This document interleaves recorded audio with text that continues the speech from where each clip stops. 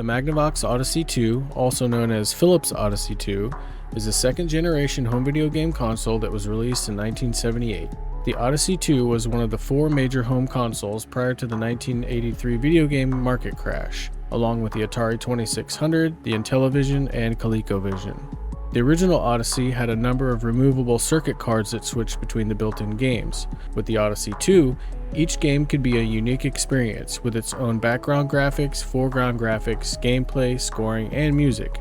It had 64 bytes of RAM, 1 megabyte of ROM, 16 colors, and a 100 by 200 screen resolution. The Odyssey 2 used the standard joystick design of the 1970s and early 80s. The original console had a big silver controller held in one hand with a square housing for its 8-direction stick that was controlled with the other hand. Later releases had a similar black controller with an 8-pointed star-shaped housing for its directional joystick. In the upper corner of the joystick was a single action button, silver on the original controllers and red on the black controller. One of the strongest points of the system was its speech synthesis unit, which was released as an add-on for speech, music, and sound effects enhancement. The area that the Odyssey 2 may be best remembered for was its pioneering fusion of board and video games, the Master Strategy series. The first game released was Quest for the Rings, with gameplay somewhat similar to Dungeons & Dragons and a storyline reminiscent of The Lord of the Rings.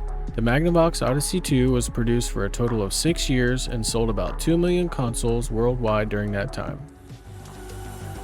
This video was a segment from my Iceberg documentary on every single video game console ever made, so if you're into that sort of thing, you should definitely go check it out.